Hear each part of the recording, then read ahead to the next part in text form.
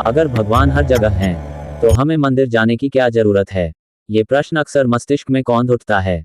खासकर यह उन लोगों की एक आम शिकायत है, जिन्होंने धर्म को समझने के लिए तर्क का सहारा लेना शुरू कर दिया है। और एक और रोचक बात यह भी है कि ये संदेह हिंदू धर्म के लोगों के मन में विशेष घर बनाए हुए है, जिसके सापेक्ष वो बड़े बड़े और जानेमाने कवियों और लेखकों के द्वारा कही गई बातों को आधार के रूप में प्रस्तुत करते हैं।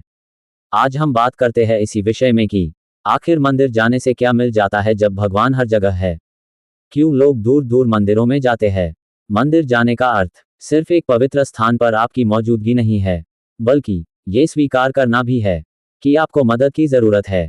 आगम शास्त्र के अनुसार मंदिरों का निर्माण एक साधन के रूप में किया गया था, जिससे व्यक्ति स्वयं से परे किसी शक्ति से जुड़ सके और उस स्थान की ऊर्जा को महसूस कर सके। अक्सर हमारी आंतरिक ऊर्जाएं अशांत होती हैं और उन्हें संतुलन की आवश्यकता होती है।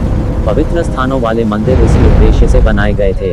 विभिन्न प्रकार के मंदिर थे: कुल देवम मंदिर, पंचभूतम मंदिर और विशिष्ट साधनाओं के लिए मंदिर, जिनका लक्ष्य आपके संपूर्ण ऊर्जा शरीर में ऊर्जा का संचार करके उसे किसी प्रकार से संतुलित करना था। अर्थात मंदिर जाना मनुष्य के लिए था, भगवान के लिए नहीं। अब प्रश्न ये उठता है कि जब मंदिर मनुष्य के स्वयं के उद्देश्य को पूर्ण करते हैं और ईश्वर सर्वव्यापी है, तो मंदिर भगवान से जुड़े कैसे हो सकते हैं? तो जरा रुकिए और सोचिए कि क्या उन्होंने कभी ईश्वर को देखा है?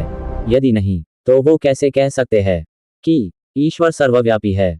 यदि आपने कहीं भी ईश्वर का अनुभव ही नहीं किया है, तो क्या ये कहना कि ईश्वर सर्वव्यापी है मूर्खतापूर्ण नहीं है? ठीक है, कृष्ण ने ऐसा कहा है, लेकिन क्या आपने इसका अनुभव किया है? अगर नहीं, तो कृष्ण या अगस्त्य मुनि की कही बात को बिना तर्क के कैसे मान रहे हो?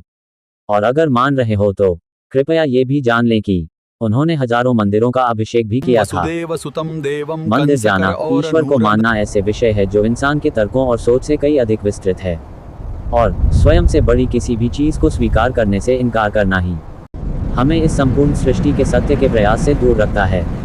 अहंकार और ज्ञान के बल पर इस अस्तित्व को तोड़ना हमारे लिए आसान रहा है, लेकिन इसके वास्तविक स्वरूप को जानना हमारे लिए अत्यंत कठिन है।